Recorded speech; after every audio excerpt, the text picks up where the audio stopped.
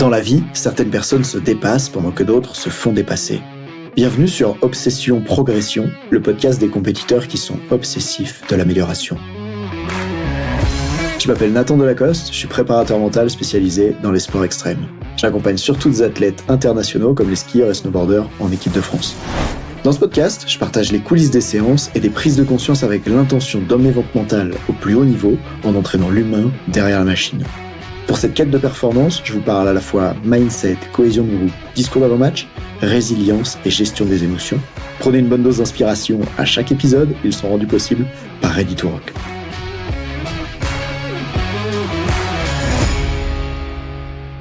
Bienvenue dans cet épisode hors série. Aujourd'hui, voici un épisode complètement différent des 60 autres déjà présents sur Obsession Progression.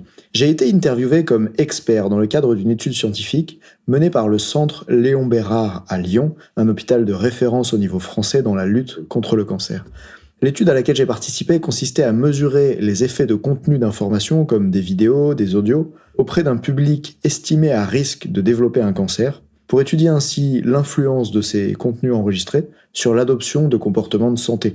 Bah oui, parce que pour réduire les risques de cancer, adopter certains comportements quotidiens plutôt que d'autres est utile, alors autant mesurer quelle méthode aide le plus les gens à durablement se comporter mieux, n'est-ce pas ? Puisque souvent, on sait que se comporter mieux, ça aide, mais c'est difficile de se comporter mieux. Alors, mesurons les méthodes qui marchent.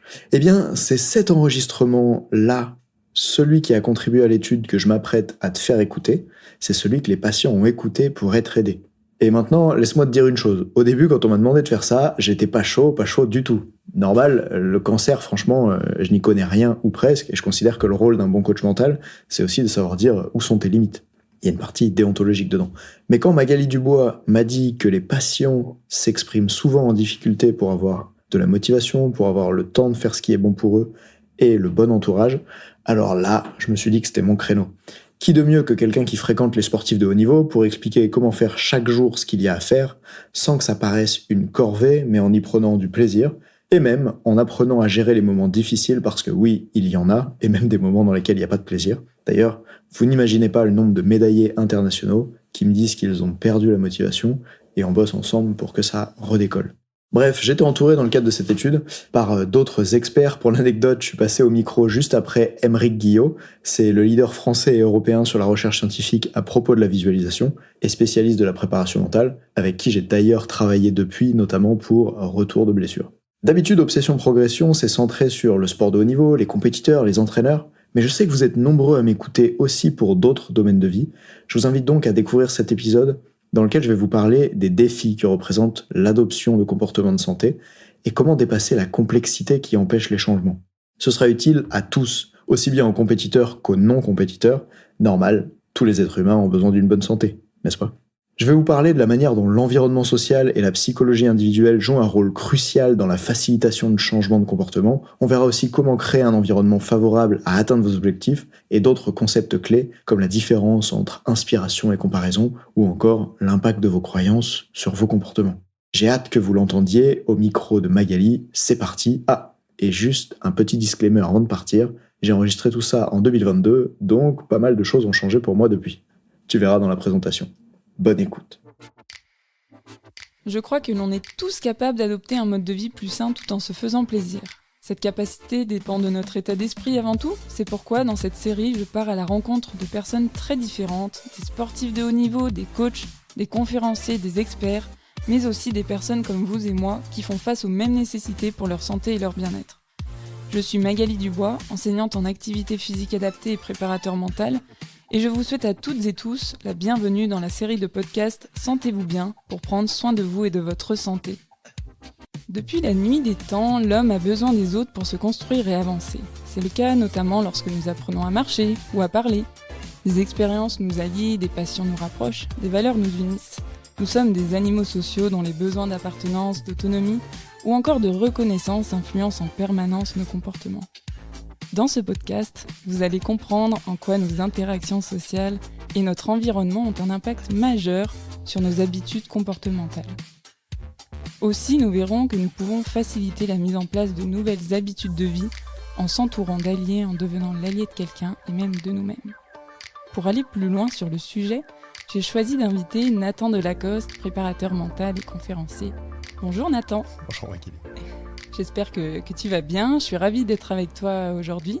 Et nous, on se connaît depuis un certain temps, mais je pense que les personnes qui nous écoutent ne te connaissent pas encore. Alors, j'aimerais bien que peut-être tu te présentes. Ok, écoute, je suis ravi d'être là aussi pour échanger avec toi. Donc moi, c'est Nathan Delacoste, je suis coach mental, je fais aussi des conférences. Mon activité, elle se divise essentiellement en deux parties. À la fois, j'accompagne des sportifs vers la performance, je les aide à être le plus performant possible, notamment en compétition et épanouis dans ce qu'ils font. J'accompagne des jeunes à partir de 12 ans jusqu'à des adultes, champions du monde de snowboard, etc. Et en parallèle de ça, je forme des entraîneurs à la préparation mentale pour qu'ils puissent eux-mêmes coacher le mental de leurs sportifs et pas juste l'aspect technique, par exemple. Alors, comme tu nous parles de préparation mentale, c'est quelque chose d'assez spécifique. C'est vrai que tout le monde ne sait pas ce que c'est. Est-ce que tu pourrais peut-être nous préciser un peu ça pour que ça donne du sens ? Ouais, alors il y a plein de définitions qu'on peut trouver sur la prépa mentale dans les bouquins, etc. Moi, je préfère plutôt en parler de la façon suivante. 90% des sportifs qui m'appellent, ils me disent « Nathan, moi, à l'entraînement, je suis performant, et en compétition, je perds mes moyens. » Donc une partie de l'idée de la prépa mentale, c'est comment tu fais quand tu as un certain potentiel, quand tu sais déjà faire des choses, pour être capable d'être à 100% de ton potentiel, de ne pas perdre tes moyens dans les moments qui seraient importants. Et il y a aussi toute cette idée de, après tout, quand moi j'accompagne des skieurs, il y a un skieur qui skie. Mais surtout, ce qui va m'intéresser, c'est l'être humain qui est le skieur qui skie. Et du coup, quand j'accompagne quelqu'un, j'accompagne pas juste le skieur, j'accompagne l'être humain qui est derrière. D'où la chose que je dis souvent, c'est tiens, allons entraîner l'humain derrière la machine. Et j'aime beaucoup cette idée de, tu vois, quand on accompagne peu importe quel type de personne, c'est de voir pas seulement ce qu'ils ont à faire, mais un peu qui ils sont derrière. Parce que ça a beaucoup d'impact sur la manière dont on peut les aider. Oui, c'est en quelque sorte justement travailler sur la personne en elle-même pour qu'elle puisse devenir plus performante sur tout un tas. Toi, tu te spécifies sur le sport, mais finalement, je suis sûre que ça a un impact au-delà. Et ce que j'aime bien là-dedans, c'est que finalement, la préparation mentale, donc même si toi, tu n'accompagnes pas spécialement des personnes qui sont là pour changer leur comportement de santé, comme on va essayer de faire le lien tout au long du podcast, ben, ça a quand même un intérêt puisque tu vas travailler autour de l'état d'esprit, notamment. Et je pense que justement, pour aller changer ses comportements, aller vers des comportements de santé, on va avoir besoin en quelque sorte d'aller creuser un petit peu, d'aller approfondir notre état d'esprit, de l'élargir. Et c'est en ça que je trouve justement la préparation mentale importante. Ouais, tout à fait. Et puis le point commun aussi entre les sportifs qui essayent de performer et les personnes qui devraient ou qui veulent adopter des comportements de santé, c'est que l'environnement va être hyper important. Et ça, quand je parle d'accompagner l'être humain, c'est que quand j'accompagne par exemple une jeune skieuse qui rate en compétition, je vais pas m'intéresser juste à ce qu'elle rate sur les skis, mais c'est quoi sa relation avec ses parents par exemple. Parce que si elle a peur de décevoir ses parents, ça peut avoir beaucoup d'impact ensuite sur ses performances. Et du coup, on va s'intéresser à tout l'environnement qui est autour, quelle est la relation qu'elle a avec l'entraîneur, le soutien qu'il y a là-dedans, avec les concurrentes de l'équipe ou les coéquipières, on peut le voir comme ça. Et pour ces personnes qui essayent d'adopter des comportements de santé, pour elles aussi, les êtres humains qui les entourent vont avoir beaucoup d'impact sur leur comportement. Si tu vas au restaurant et que tout le monde prend une fondue, tu as tendance aussi à prendre la fondue. Et je pense que ce genre de choses-là, ça va être hyper intéressant pour nous aujourd'hui. Oui, je suis d'accord avec toi, d'autant plus que, justement, donc, comme tu le dis, en fait, le problème en question, quand par exemple on s'attaque au comportement de santé, ce qui va être difficile, c'est en effet tout le terrain qui est autour de nous, en fait. Et souvent, on réfléchit un petit peu trop vite en se disant, mais comment je vais faire pour adopter mon comportement de santé ? Mais finalement, on ne regarde pas forcément l'environnement dans lequel on est en train de baigner.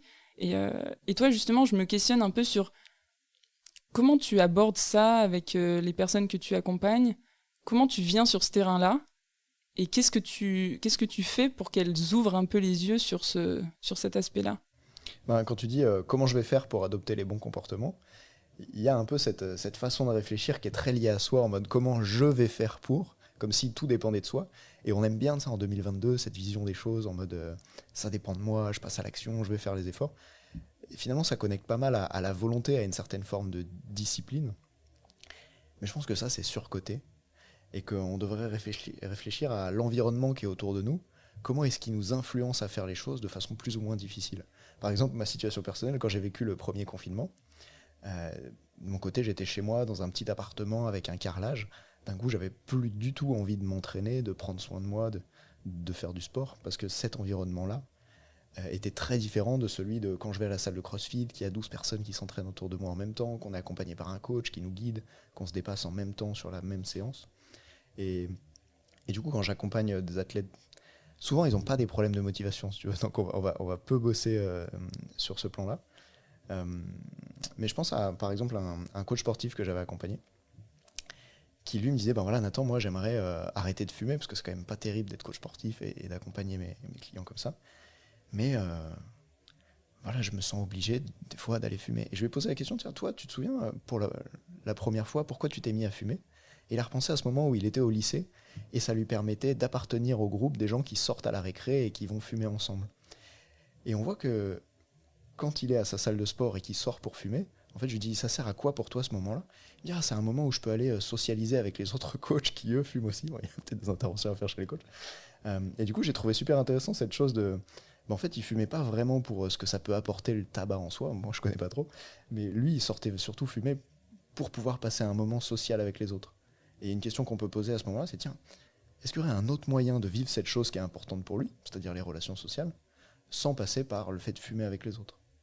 Ouais, je trouve ton exemple très pertinent et très parlant du coup autour du tabac. Et c'est vrai que quand on fait un petit peu le point sur notre environnement actuel, est-ce qu'on n'est pas entouré justement de personnes qui ont les mêmes comportements de santé que nous? Par exemple, dans le cadre du coach sportif que tu as accompagné, lui, il était entouré notamment de coachs qui fumaient. Donc, comme tu le dis, il était, il essayait d'appartenir à ce groupe-là, en fait, et d'entrer dans une forme de moule. Et ça, quel poids ça va avoir, en fait, sur la suite, parce que c'est quand même quelque chose de très fort de vouloir appartenir à un groupe, et ça fait partie justement de la société dans laquelle on vit. Ben, ça va être bien plus fort en fait que la santé en tant que telle. Par exemple, à l'époque quand ils ont créé le dentifrice, il y avait cette idée où ils disaient ben, brossez-vous les dents avec ce dentifrice et vous aurez des dents saines dans 20 ans, quelque chose comme ça. Et en fait, le marketeur qui a développé le dentifrice, il s'est mis après à mettre du fluor dans le dentifrice pour que les gens ressentent immédiatement la sensation de fraîcheur en bouche. Et il a fait passer les gens d'un comportement de santé où ils pourraient voir que ça apporte de la santé à leurs dents dans 20 ans, à de la santé que tu peux ressentir tout de suite parce que ton haleine va mieux. Et le problème d'un comportement de santé, par exemple, qui serait je fume pas maintenant parce que ça va m'aider à aller mieux plus tard, ça peut t'amener à ne pas être dans le groupe social auquel tu veux appartenir maintenant. Et ça, c'est maintenant beaucoup plus violent que la santé dont on se rend pas trop compte, parce que concrètement, quelqu'un qui aujourd'hui décide de pas fumer, sa santé va pas se transformer maintenant. Par contre, qui décide de aujourd'hui ne pas aller vers ce groupe, ben ça crée un vide, ça peut créer une absence. Et puis dans les relations sociales, on peut être rejeté très rapidement, beaucoup plus que ce que la santé va te confronter du jour au lendemain, je pense, à un changement. Je vois ce que tu veux dire, et c'est ça qui est difficile en fait, parce que ce sentiment-là d'appartenir à un groupe, il est très fort, et comment on va faire pour en sortir? Parce que c'est un peu un cercle vicieux. T'es avec ce groupe-là, tu passes des bons moments, ça te procure du plaisir, du bien-être, etc.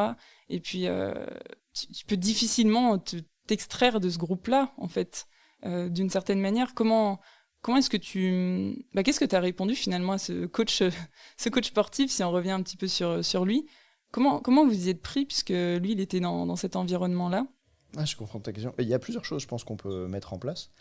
Et à mon avis, ce qui marche bien, c'est de se poser aussi la question, tiens, ben, dans mon environnement, qu'est-ce qui peut favoriser le fait que j'adopte des comportements utiles?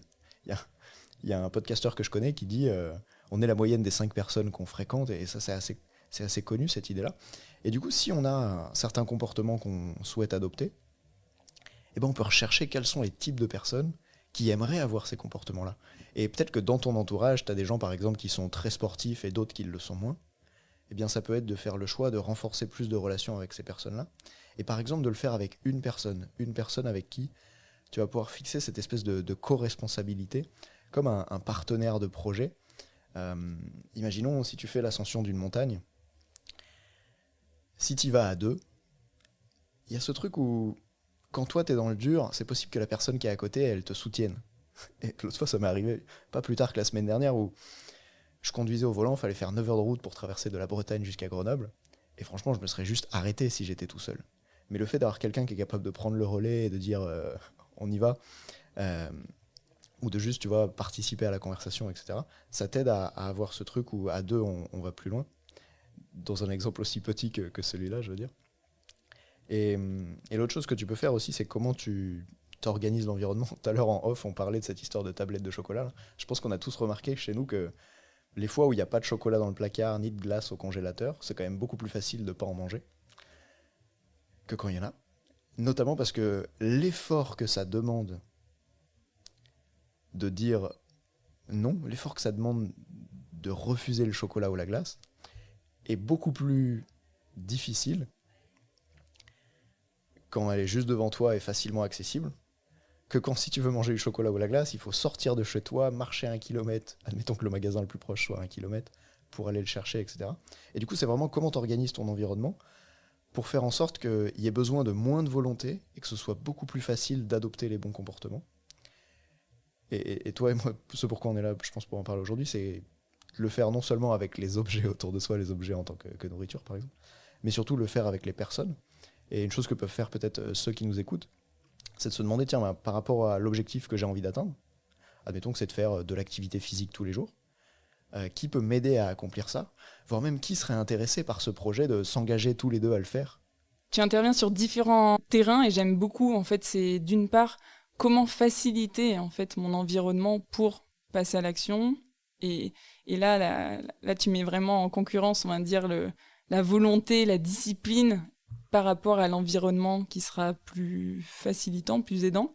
Et j'aime beaucoup cette notion parce qu'on a tendance à dire que pour avoir une nouvelle habitude, il faut s'astreindre en fait à une certaine discipline et que sans gros efforts, ça va être compliqué d'y arriver.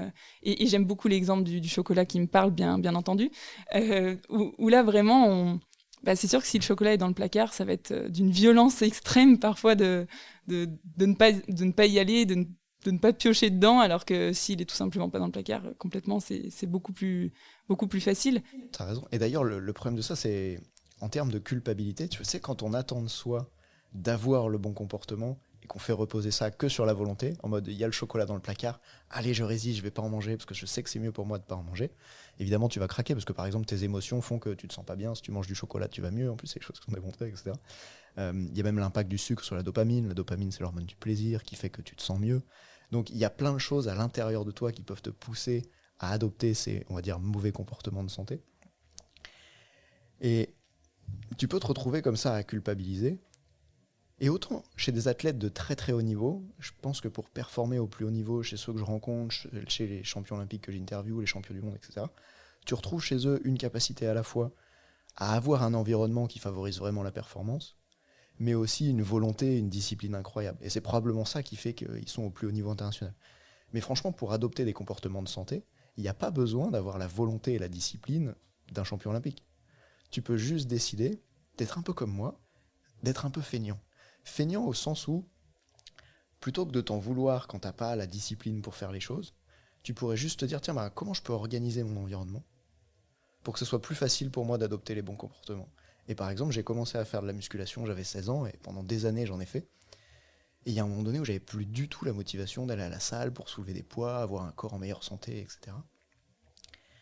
Et puis j'ai rencontré le CrossFit, et il s'est passé ce truc un peu bizarre au CrossFit où, au lieu d'être tout seul face à ta séance, il y a juste des gens autour de toi qui font la même séance et qui eux aussi pendant 1 heure sont dans le même bateau, ils font face aux mêmes difficultés. Si le coach il a dit voilà, il y a des squats, des tractions à faire aujourd'hui, faites les 5 tours le plus rapidement possible, t'es dans le même bateau avec tout le monde. Et ça favorise vraiment le fait de vouloir se donner à fond. Tu vois les autres qui suent à cause de toi, non pas à cause de toi, qui suent à côté de toi, et ça favorise vraiment ce comportement-là. Du coup, moi, s'il y a une chose pour la santé que j'ai remarqué qui est vraiment efficace, c'est d'attendre moins de soi une volonté de ouf, et plutôt d'être centré sur comment je peux modifier l'environnement. En plus, ça va avoir de l'impact à long terme. C'est-à-dire que la volonté, à court terme, on peut en avoir, mais c'est plutôt comme une jauge d'essence qu'on aurait. Et l'essence, dans le réservoir, tu vois, ça se vide. Et je vois plutôt, moi, l'environnement social qui t'aide comme une forme de panneau solaire. Tu sais, un truc qui tout le temps sera en train de se recharger. Parce que quand tu es avec ton environnement social, il n'y a pas forcément besoin de volonté pour passer à l'action. En fait, tu es avec des gens que tu apprécies, par exemple, et vous avez un but en commun, et ça redonne tout seul de l'énergie, un peu comme s'il y avait de l'électricité à l'intérieur, contrairement à l'autre avec sa jauge d'essence qui se vide. Et du coup, toi, je me demande, parmi les gens que tu accompagnes, est-ce que tu vois une certaine forme chez eux de comment ils trouvent les bonnes personnes pour les aider dans ce projet-là? Tu me parlais de comment ils peuvent être co-responsables tout à l'heure en off. Comment faire ça d'après toi? Ça me fait penser à ce que tu dis, à trouver un groupe en fait de pratique. Je reprends ton exemple du CrossFit, c'est sûr que d'aller pratiquer en groupe, on va avoir déjà un certain dynamisme, une certaine ambiance qui est assez agréable à retrouver. Et c'est ce qu'on essaye de conseiller aux personnes, ou c'est ce qu'elles-mêmes nous disent en général. J'ai pas envie de marcher parce que j'ai personne avec qui marcher en fait. Ça, c'est vraiment un exemple qu'on entend très souvent. Et il y en a d'autres qui vont nous dire, moi depuis que j'ai trouvé justement un groupe de marche ou un groupe pour pratiquer n'importe quelle activité, c'est beaucoup plus facile. Et je repense encore à l'exemple d'une personne, une fois que j'accompagnais justement sur une séance de marche nordique au parc. Et à la fin de la séance, il faisait vraiment pas beau ce jour-là. Et je vois cette personne me dit, mais là-bas, il y a quelqu'un là qui est en train de marcher tout seul, de s'entraîner, mais je sais pas comment il fait lui. Il est tout seul. Moi, s'il n'y avait pas le groupe, ça serait beaucoup plus compliqué en fait. Et elle avait justement réussi à se servir de l'environnement, à faciliter son environnement pour que ça lui demande moins de discipline ou moins de volonté. Mais en même temps, elle avait quand même besoin de se rendre au rendez-vous, en fait. Et là, ça peut faire le lien un petit peu aussi avec le regard des autres. Parce que, oui, on est d'une certaine manière, on fait partie du groupe, donc on est là pour soutenir les autres, s'encourager mutuellement. Et en même temps, si on vient pas, on peut avoir aussi un petit peu cette peur de décevoir. Ouais, et c'est génial que tu parles de ce regard des autres, parce que quand j'accompagne des jeunes sportifs, souvent c'est un sujet sur lequel on va bosser, et c'est toujours perçu comme quelque chose de négatif, tu vois, genre il faut que je me libère du regard des autres, ou que je me libère de la peur du regard des autres. Je pense à ces jeunes skieuses que quand elles ont les copines qui les regardent skier, elles ont peur que si elles ratent un virage, elles soient humiliées, rejetées au sein du groupe, etc. Et du coup, le regard des autres, souvent c'est quelque chose qu'on perçoit comme limitant, on voudrait être capable de se détacher de ça, mais en fait c'est ni bien ni mal. Si on arrive à l'utiliser d'une certaine manière, ça peut renforcer à fond la motivation. Un peu dans la situation dont tu parles toi, où si tu as rendez-vous avec quelqu'un pour aller, je sais pas, marcher à deux ou courir à deux, tout seul tu pourrais être tenté de pas y aller parce qu'aujourd'hui t'es pas en forme. Mais tu vas quand même pas poser un lapin à la personne à qui t'as donné rendez-vous. Parce que socialement ça passerait mal et t'aurais peur peut-être d'être rejeté par cette personne-là dans le futur, etc. Et je trouve que cette peur-là sociale à ce moment-là, en fait, elle est utile pour adopter le bon comportement de santé. Et du coup, c'est un peu, en considérant le cerveau et comment il est conçu, tu vois, de quoi il a peur, de quoi il a besoin, c'est pour ça qu'aujourd'hui on parle d'environnement social, c'est comment on peut utiliser un peu ces leviers-là pour nous, plutôt que de les subir. En quelque sorte, en quoi le regard des autres, là, tout de suite, il m'est utile, en fait. J'aime bien cette question, d'ailleurs, on en avait déjà parlé avant tous les deux, où comme tu dis, le regard des autres, faut arrêter, entre guillemets, de dire que c'est que négatif. Et là, pour elle, si on reprend l'exemple de cette personne, c'était ultra utile pour elle, en fait, d'avoir cette pression intérieure du regard des autres qui peut être très, très positive. C'est ça. Après, attention à comment on l'utilise, parce que c'est vrai que si ça finit par être tout le temps des il faut, tu vois, on pourrait être dans des groupes d'entraînement, par exemple, où il faut que j'aille m'entraîner parce qu'il y a d'autres personnes qui sont là. Et le il faut, à long terme, il a plutôt tendance à réduire la motivation. Du coup, si on peut trouver quelque chose que les gens, ils ont, tiens, j'ai envie de faire ça plutôt que il faut. Mais de manière ponctuelle, je trouve que c'est vraiment ok de s'appuyer là-dessus. Parce que il y a souvent des gens, par exemple, des sportifs qui, avant de travailler avec un coach mental, ne veulent pas le faire pendant des mois ou des années. Parce que il faut que j'y arrive tout seul. Et il y a ce truc d'ego un peu de, si j'y arrive tout seul, c'est mieux, je serai quelqu'un de plus fort. Mais qu'est-ce que ça donne si la personne elle est plutôt centrée sur ce qui compte vraiment pour moi, c'est de progresser. Et du coup, je vais aller chercher à influencer mon environnement juste pour pouvoir progresser. Donc tout dépend en fait de ce qui va être important pour la personne. C'est ça que tu essayes de nous dire. Tout dépend en fait de ce qu'elle recherche en termes d'objectifs, notamment de vouloir progresser ou de vouloir, on va dire, se satisfaire personnellement au-delà comme tu le dis, au niveau de l'ego, est-ce qu'on a envie de privilégier l'ego, c'est ça? Ou est-ce qu'on a envie de progresser, d'aller plus loin, en fait? Ouais, il peut y avoir de ça. Là, en fait, on est en train de se questionner sur c'est quoi les différents leviers de motivation qu'on peut avoir. Et c'est sûr qu'il peut y avoir le plaisir, par exemple, quand tu fais de la marche en montagne, il y a le plaisir du paysage autour de toi, le vent qui souffle dans les oreilles, toutes ces choses-là. Mais il y a aussi des activités qui apportent pas vraiment de plaisir en tant que tel. Par exemple, quand je fais du crossfit, c'est tellement douloureux que je ressens pas un grand plaisir à faire ça. Franchement, je préfère aller faire du snowboard. Mais par contre, j'ai plaisir en crossfit à progresser techniquement sur les mouvements, ou à être capable de soulever de plus en plus lourd au fil des séances, à faire des pompes les pieds en l'air, enfin des choses comme ça. Ou juste aussi à voir mon corps progresser, parce que c'est quelque chose de sympa de partir d'un corps qui est peut-être moins esthétiquement sympa à voir pour moi, et d'aller vers ça. Et du coup, je suis capable de retarder dans mon cerveau le moment auquel je prends le plaisir. Et c'est ça qui est un peu en compétition avec le chocolat, c'est que quand tu manges le chocolat, tu as un plaisir tout de suite, alors que quand tu fais une séance d'entraînement difficile, par exemple, ça peut être douloureux tout de suite pour un plaisir plus tard. Et malheureusement, je pense qu'en 2022, on a eu l'habitude un peu, avec cette société dans laquelle tout va de plus en plus vite, tu vois, tu veux qu'on vienne te chercher, t'appelles un Uber, tu veux recevoir à manger, tu vas sur tel site de commande de pizza, où hier soir on a mangé tous les deux chez une marque célèbre qui te livre à vélo. Et du coup, on a eu l'habitude de recevoir ce qu'on veut immédiatement.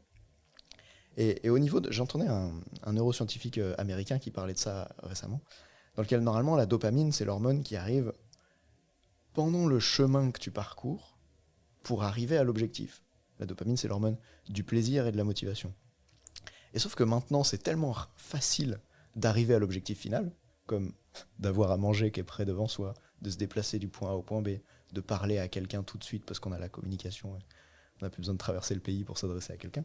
C'est devenu tellement facile de s'adresser à ces personnes-là que on a la dopamine qui arrive que au moment du résultat final, alors qu'en fait, on pourrait avoir cette dose dans le cerveau de motivation et de plaisir juste sur le fait d'être sur le chemin. Et c'est ça que personnellement je ressens quand je m'entraîne. C'est cette dose de motivation sur le chemin, et j'essaie de pouvoir être concentré là-dessus. Et quant à ces personnes autour de toi, ça vient favoriser aussi d'autres hormones qui sont là, comme l'ocytocine. Alors c'est souvent connu comme l'hormone du câlin, mais c'est aussi cette hormone du soutien social, l'hormone qui fait que quand tu es stressé, ça te pousse à aller vers les autres. Et vraiment, il y a dans la biochimie du cerveau des choses qui sont faites pour que, au lieu de mettre plein de volonté dans ce qu'on fait, on puisse juste se questionner sur tiens, c'est quoi l'environnement qui serait aidant et qui va aller dans le bon sens de comment il fonctionne le cerveau, tu vois. Donc c'est au-delà de vraiment ce qui est important dans notre environnement pour nous, en fait, tu es aussi en train de nous expliquer que chimiquement, il va se passer tout un tas de choses, une libération de différentes hormones. Tu as parlé de l'ocytocine, de la dopamine. On pourrait aller plus loin, parler de l'endorphine, de la sérotonine, etc. Mais donc, chimiquement, il se passe énormément de choses, et c'est ce qui fait qu'après, on ressent ce fameux bien-être pendant ou après l'activité. Si je reviens sur l'activité en question que tu pratiques, donc sur le crossfit, sans le groupe, ça donnerait quoi ? J'ai essayé des fois, notamment parce que pendant le confinement, tu vois, il y avait que les éducateurs sportifs qui avaient le droit d'accéder aux salles de crossfit, les autres ne pouvaient pas venir avec ça. Donc je m'entraînais un peu tout seul dans cette salle à laquelle j'avais accès. Et c'est beaucoup plus dur. C'est beaucoup plus dur de... Tu sais, si pendant la séance, il y a une échelle d'intensité, par exemple, si on pouvait être à 10 sur 10 ou 8 sur 10, j'ai beaucoup plus de mal à aller vers le 10 sur 10 quand je suis tout seul. Et surtout, c'est beaucoup plus dur d'enchaîner régulièrement les séances. Parce que ça me demande une telle dose de volonté de faire ça tout seul, qu'après, la volonté, elle est épuisée, comme vraiment une jauge d'essence qui s'est vidée. Et il faut plusieurs jours pour que ça se re-remplisse à nouveau. Alors que si je le fais avec le groupe, ça va beaucoup moins impacter, on va dire, mon réservoir de volonté. Et du coup, dès les jours suivants, je peux utiliser la volonté dont j'ai besoin pour, par exemple, faire le pas de sortir de chez moi et aller à la salle, et utiliser le groupe pour pouvoir mieux vivre la séance. Donc tu as ça qui rentre en compte, et aussi vraiment tu as cette forme de... Pour moi, pendant la séance, il y a ce truc de dépassement de soi, qui est beaucoup plus facile quand tu vois qu'à côté, à côté aux tractions, il y a quelqu'un qui en a fait 2 de plus que toi. Le petit esprit de compétiteur à l'intérieur de moi a juste envie de pouvoir le rattraper, tu vois. Et rien de mal placé là-dedans, en fait, c'est juste super aidant de ne pas faire la compète seulement contre soi-même, mais aussi contre les autres. Et une chose que je me questionne sur les personnes que toi tu cherches à aider à adopter des comportements de santé, souvent ce ne sont pas des compétiteurs ou compétitrices, n'est-ce pas ? Mais on peut imaginer qu'à l'intérieur d'eux, quelque part, il y a comme une partie compétitrice. Et même s'ils ne vont pas s'inscrire à une compétition fédérale de quoi que ce soit à la fin de l'année, je me demande si ça pourrait les aider ou pas. De parfois chercher à faire une petite compétition avec les autres, tu sais. Ouais, totalement. Je pense que même s'il y a en effet pas de compétition à la clé, il y a il peut y avoir justement cette petite compétition à l'intérieur de soi. Je pense, ça me fait penser à ma mère qui fait de la marche active en fait dans un groupe. Et je l'entends souvent me dire ah bah j'ai essayé de marcher plus vite que les autres, alors je me mettais tout devant pour garder le rythme, etc. Et en fait, d'une certaine manière, même si elle participe pas à des compétitions organisées, c'est son petit challenge et c'est ce qui fait qu'elle a envie de se dépasser. Et c'est grâce à justement bah, aux autres en fait qu'elle va aller au-delà de ses capacités. Et toi au CrossFit finalement, donc ce que tu nous as un petit peu dit, c'est que sans ce groupe-là, bah, tu vas mobiliser davantage de discipline, davantage de volonté. Et je suis même en train de me dire, ça se trouve, tu libères moins d'endorphines, moins d'hormones en tout cas, parce que tu vas peut-être un petit peu moins te dépasser. Donc finalement, c'est comme si t'allais on va dire, moins ressentir ce bien-être comme pleinement, en fait, comme tu pourrais le vivre avec un groupe. C'est assez drôle, ça. Alors j'ai pas les études scientifiques là-dessus, mais c'est sûr que tu vois, à la fin d'une séance de CrossFit, tu viens de taper dans la main avec l'autre, et on peut imaginer qu'un peu à l'image de ce câlin, alors certains se disent qu'à partir de 20 secondes, ça libère de l'ocytocine, tu vois. Un peu à l'image de ce câlin-là, quand tu viens vers les autres et que tu vas célébrer à 2 ou à plus, à 10, 12, le fait d'avoir fini la séance, évidemment que là, il y a quelque chose qui se passe. Et tu vois, une chose qu'on n'a pas dit par rapport à l'importance de l'environnement social, c'est que ça peut être aussi un super starter. Parce qu'après tout, pour adopter des comportements de santé, ou juste des comportements tu vois, de reprise d'entraînement pour un athlète de haut niveau, par exemple, qui a arrêté ou après une blessure, etc., souvent c'est le premier pas qui va être le plus difficile. Un peu comme si on avait une voiture qui est à l'arrêt et qu'on veut la pousser. Au début, la faire commencer à bouger de quelques millimètres, c'est très très dur, et une fois qu'elle est en route, pour ceux qui ont déjà essayé de tomber en panne de batterie, ça commence à être beaucoup plus efficace. Et bien justement, soit au début, on peut utiliser une dose énorme de volonté pour démarrer, mais pas forcément tout le monde a ça, et j'ai envie de dire, c'est ok.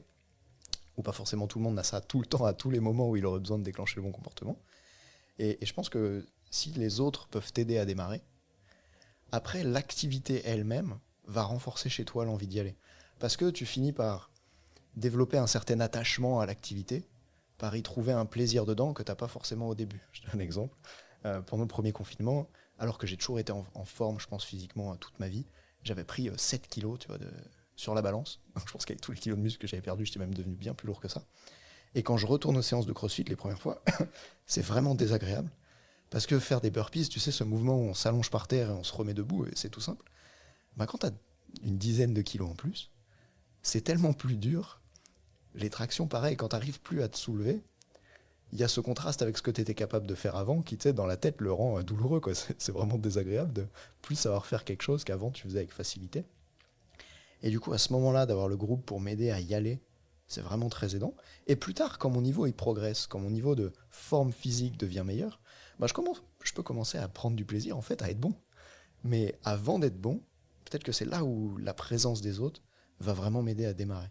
Ouais, on saisit vraiment l'importance des autres du groupe pour tout un tas de raisons qu'on vient d'évoquer. Je pense là à un exemple qu'on a évoqué en off tous les deux, où on parlait justement d'une personne par exemple qui aurait aimé arrêter de fumer. Et en creusant, on se serait rendu compte qu'en fait, dans sa famille, tout le monde fume, du coup, bah, c'est très compliqué. Ça peut être la même chose pour une personne qui veut faire plus attention à son alimentation et qui se retrouve à manger à côté de son frère ou de sa sœur qui mange n'importe comment, par exemple. Euh, pour ces personnes-là, c'est pas forcément évident parce que leur entourage, en fait, n'est pas toujours aidant. Même si elles vont après intégrer un groupe de personnes qui ont les mêmes comportements de santé qu'elles, bah, au moment où elles reviennent chez elles, elles se rappellent euh, tous ces, on va dire, tous ces mauvais comportements. Qu'est-ce que ça t'évoque et comment tu peux pas changer en fait finalement les gens qui sont autour de toi. T'es pas là pour changer les comportements des autres. C'est sur toi qu'il faut agir en priorité. Ouais, c'est vraiment intéressant ce que tu dis. Je pense qu'il y a... Là, on parle plus du mindset qu'on a évoqué tout à l'heure, et c'est quoi les croyances que tu as autour de ça. Et par exemple, une des croyances, ça pourrait être que tes proches, ils vont t'en vouloir ou te trouver bizarre si tu changes de comportement. Si tout le monde mange très gras d'habitude ou que tout le monde fume et que tu te mets à plus fumer, tu pourras avoir peur d'être rejeté du groupe. Et je pense que pour ces personnes-là, j'imagine que peut-être elles souhaiteraient aussi que leurs proches adoptent des comportements de santé, parce que si c'est des proches qui sont importants pour toi, tu as envie de les avoir longtemps avec toi et qu'ils soient en pleine forme, n'est-ce pas? Et en même temps, ça dépend pas forcément d'eux. Parce que tu peux pas faire changer quelqu'un qui a pas envie de changer. Et toi et moi, on se rend souvent compte de ça en coaching, où on a besoin que les gens ils adhèrent vraiment à ce qu'on leur propose, qu'ils soient proactifs pour que les choses elles évoluent. Et du coup, je pense qu'une première chose, c'est d'abord de se centrer sur soi et qu'est-ce qui est important pour soi, et de voir comment est-ce que tu peux, grâce à ça, devenir aussi inspirant pour les autres. C'est-à-dire que pour aider les autres à changer, tu peux soit leur dire que ça serait bien qu'ils changent, soit leur montrer l'exemple de ton changement à toi, et juste de voir ça, ça peut leur donner l'inspiration. Et il y a une forme de leadership derrière tout ça. Et peut-être que s'il y a un endroit où on devrait mettre de la volonté, à mon avis, c'est peut-être plutôt là-dessus, tu vois. Sur, tiens, je suis prêt à me changer moi, pour que peut-être ça rayonne autour de moi, et je suis prêt à adopter, tu vois, les croyances qui sont importantes pour moi, celles qui vont m'aider. Genre, même si autour de moi, ils ont décidé de fumer et que d'habitude, c'est le moment où on passe du temps ensemble, à partir de maintenant, je choisis qu'est-ce qui est le mieux pour moi. Je peux pas faire changer les autres maintenant, je m'en rends compte, je le sais, ça leur appartient. Et après tout, si moi j'arrivais à changer, peut-être que plus tard, ça leur donnerait aussi à eux envie de s'inspirer de ça et de pouvoir changer également. Et ce type de réflexion-là, c'est quelque chose qui dans le sport peut vraiment être utile. Par exemple, souvent avec les jeunes que j'accompagne, je leur dis, mais toi, t'es dans la comparaison ou dans l'inspiration? J'entraînais un skieur de fond, tu vois, qui faisait son stage d'entraînement en été, où il voit ce jeune qui est à côté de lui en train de s'entraîner en préparation physique en vélo. Il le voit arriver avant au sommet, et il se compare à lui, et il se dit, tiens, mais si lui, il arrive au sommet, avant moi, ça veut dire que je suis vraiment nul et que je peux pas y arriver, tu vois. Et je dis, mais qu'est-ce que ça donnerait si tu te disais plutôt qu'il dort dans la même chambre que toi, qu'il mange la même chose que toi, qu'il a le même entraîneur que toi, les mêmes entraînements que toi, il vit au même endroit et tout. Si lui, il peut le faire, toi, tu peux aussi. Et du coup, à ce moment-là, quand il arrive à s'inspirer de l'autre, plutôt qu'à se comparer, parce que dans comparer, il y a parer et puis autre chose, et ça favorise vraiment, tu vois, le fait qu'il croit en lui, qu'il puisse se dépasser là-dedans. Et du coup, pour ces personnes dont on parle qui devraient adopter des comportements de santé, c'est aussi de qui est-ce qu'elles peuvent s'inspirer. Parce que depuis tout à l'heure, on parle de l'environnement social. Et dans cet environnement, il y a les gens auxquels on a accès, mais il y a les gens aussi auxquels on n'a pas forcément accès, mais qui peuvent quand même te toucher, qui peuvent quand même t'inspirer. Donc là, quand tu parles de gens auxquels on n'a pas accès, c'est toutes les personnes auxquelles on peut s'inspirer en écoutant des podcasts, par exemple, ou en regardant des vidéos, ou en lisant, etc. C'est ça que tu veux dire? C'est des personnes extérieures. Ça me fait penser à un exercice là, que tu es en train de dire, que j'aime beaucoup, qui sert justement à s'inspirer des autres. Moi, je parle des 3 experts, c'est-à-dire que j'aime beaucoup... Certains l'appellent les 3 mentors. En fait. Les 3 mentors, enfin voilà, il y a plusieurs noms d'exercices. Mais l'idée, c'est vraiment d'aller piocher un petit peu déjà dans son entourage, de regarder s'il y a des personnes qui nous inspirent, qui ont peut-être des comportements ou des attitudes qui nous plaisent beaucoup, et de s'inspirer d'elles, en fait, de les imiter d'une certaine manière, déjà de voir pourquoi elles nous plaisent, ces personnes-là, et ensuite de chercher à les imiter. Donc moi, je vous invite, là, si vous nous écoutez, à faire l'exercice après, à prendre 3 personnes de votre entourage, à vous questionner pourquoi est-ce qu'elles vous plaisent, qu'est-ce qui vous inspire chez elles, et ensuite à essayer de les imiter. Ça peut être, je pense notamment, c'est un exercice qui peut être fait autour de la confiance en soi, où justement quand on côtoie des personnes qui ont peut-être plus confiance que nous, c'est comment je le sais déjà qu'elles ont plus confiance que moi, et ensuite qu'est-ce que je peux faire peut-être juste dans mon attitude, dans ma posture pour ressentir un petit peu plus cette confiance. Après ça va au-delà de ça, mais ça peut être un exemple. Et ces 3 experts-là, on peut, comme tu le dis, aller les chercher un petit peu plus loin. Si finalement, dans notre entourage, on n'arrive pas à trouver de personnes qui pourraient se rapprocher des comportements qu'on recherche, c'est finalement aller se questionner un petit peu dans les livres, à la télé. Il y a tellement de choses, tellement de ressources qui sont disponibles. Et toi, je suis en train de penser, Nathan, est-ce que tu aurais peut-être une ressource particulière ou un sujet qui t'inspire, une vidéo, un article? Je sais que tu regardes énormément de choses. Qu'est-ce qui t'inspire? Ça peut sortir un petit peu du cadre, mais peut-être quelque chose que tu aimerais partager à personnes qui nous écoutent. Tout à fait, tiens, c'est drôle, tu m'avais parlé de cette question-là avant. Et la première chose qui m'est venue quand tu m'en as parlé en off, tu m'as dit, tiens, je te poserai peut-être cette question-là, c'est cette conférence TEDx et le bouquin qui a suivi de Kelly McGonigal, une américaine, il me semble, qui en fait... le bouquin s'appelle The Upside of Stress, un peu la face positive du stress. Et ce qu'on découvre pendant tout le bouquin, c'est l'impact que ce qu'on croit sur en fait ce qu'on vit. Et son idée à elle, c'était que pendant des années, elle avait ce problème où, comme elle était psychologue, elle disait aux gens, surtout, il faut avoir le moins de stress possible. C'est ça qui va vous aider à être en meilleure santé. Et elle commence son TEDx, donc sa conférence internationale, en disant, pendant des années, je me suis trompé. Il y a une étude longitudinale qui a montré qu'en fait, les gens qui ont le plus de stress ne sont pas ceux qui meurent en premier. Ce sont toujours ceux qui croient que le stress est mauvais pour eux. Et peu importe la quantité de stress qu'ils ont, tu vois, de 1 à 5, c'est ceux qui pensent que le stress est mauvais pour eux, qui vont en fait être décédés le plus tôt. Et du coup, elle vient là-dessus, et dans son livre, elle fait le tour de plein d'études scientifiques comme ça, par exemple, une qui m'avait marqué auprès des femmes de ménage, où ils prennent 2 groupes de femmes de ménage qui travaillent dans des hôtels. Au premier groupe, ils vont leur dire vous savez, femme de ménage, c'est une activité très physique. Regardez combien de calories ça consomme de changer les draps. Combien de calories ça consomme de nettoyer les rideaux. Combien de calories ça consomme de transporter les draps de telle pièce à telle pièce, etc. Et à l'autre groupe de femmes de ménage, les scientifiques leur disent, vous savez, femme de ménage, c'est pas un métier très physique. Il faut absolument qu'en dehors de votre métier, vous pratiquiez de l'activité physique. Parce que votre métier, ça suffit pas, et c'est important pour votre santé de faire de l'activité, etc. Ils leur disent ça, et ils observent comment le poids des femmes de ménage évolue au fil de l'étude. Et celles qui pensent que c'est une activité physique réelle, qui consomme des calories, qui fait perdre du poids au fil de l'étude, alors que c'est pas le cas des autres. Et je trouve que ces choses-là, ça devrait vraiment nous inspirer à... en fait, ce que je crois détermine beaucoup de ce qui m'arrive. Et tout ce bouquin est autour de ça. Alors, je crois qu'il a été traduit en français. Sinon, son livre audio est vraiment génial, un nouveau extraordinaire. Ça, c'est une des idées que j'ai. C'est excellent. Il y a également, on peut trouver sa conférence sur YouTube, traduite en français, justement. Ça, c'est une porte d'entrée de 18 minutes pour ceux qui se posent la question avant de sauter sur tout le bouquin. Ouais, voilà. Et j'aime beaucoup également. C'est un bon sujet. Merci de partager ça. Et même si on s'éloigne légèrement de notre sujet principal, c'est, je pense, un autre moyen de s'inspirer et de voir les choses. Et comme tu le dis, c'est finalement, on en revient toujours à comment est-ce que je perçois ce qui m'arrive, ou comment est-ce que je me représente ma réalité. Et c'est ça qui va avoir un impact, en fait, sur comment je me sens et comment je le vis, en fait. Et j'ai trouvé nos échanges ultra intéressants, et on aurait pu continuer encore longtemps.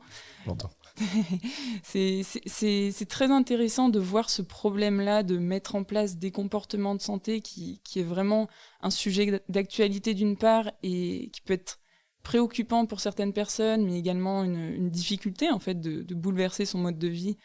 C'est pas si facile que ça. Et de le voir comme tu l'as présenté, c'est-à-dire en essayant de faciliter son environnement, d'avoir un environnement qui soit plutôt aidant, ça va être une manière d'y arriver. Et après, de s'intéresser davantage justement aux autres, en fait, de s'ouvrir aux autres, et d'essayer d'aller s'intégrer dans d'autres groupes, de faire partie de groupes qui partagent les mêmes valeurs que nous. C'est aussi un moyen d'y arriver.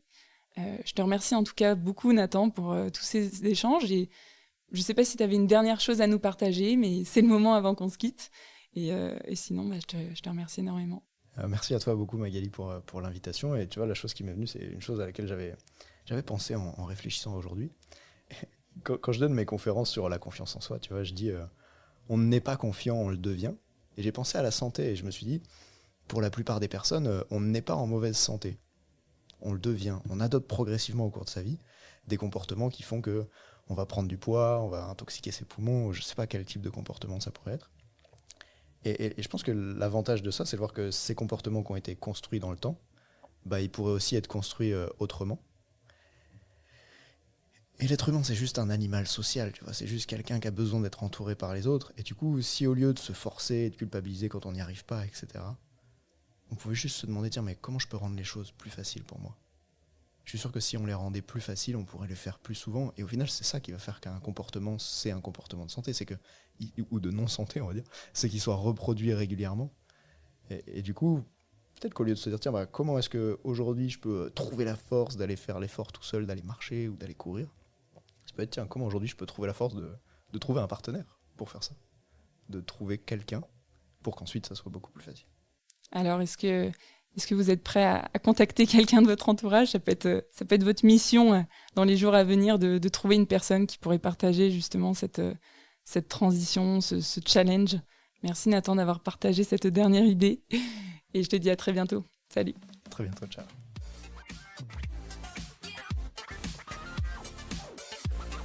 Ce podcast vous a plu ? N'hésitez pas à partager vos commentaires directement dans l'application Envisport.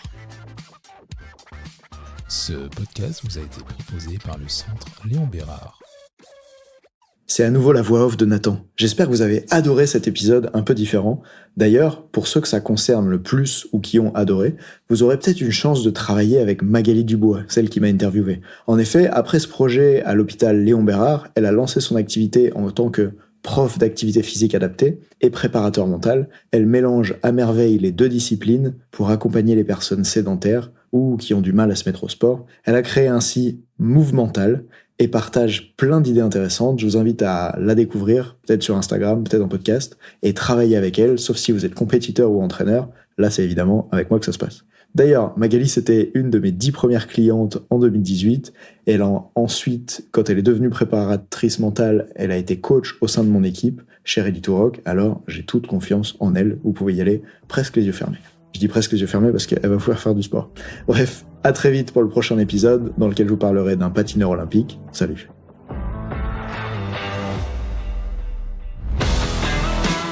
On dit souvent que le mental, c'est 70% de la performance à haut niveau. Pourtant, rares sont ceux qui l'entraînent au moins de 10% du temps. En écoutant jusqu'ici, t'as donné à la dimension mentale un peu plus de la place qu'elle mérite chaque semaine. Bien joué. Ma mission audacieuse, c'est d'aider le monde du sport à se transformer en profondeur et je veux faire en sorte que plus aucun coach ne passe à côté de la psychologie de ses athlètes. C'est pour accomplir ça que je crée une tonne de vidéos sur YouTube et des épisodes comme celui que tu viens d'écouter. Alors, je vais pas te demander d'inscrire de force tes amis au podcast et en même temps, si tu peux en parler à quelqu'un qui va l'adorer, quelqu'un à qui ça serait utile, ta recommandation, elle signifie beaucoup pour moi. Si chaque auditeur en parle juste à 2 autres, l'année prochaine, on sera des milliers de fois plus nombreux avec l'obsession progression. Salut!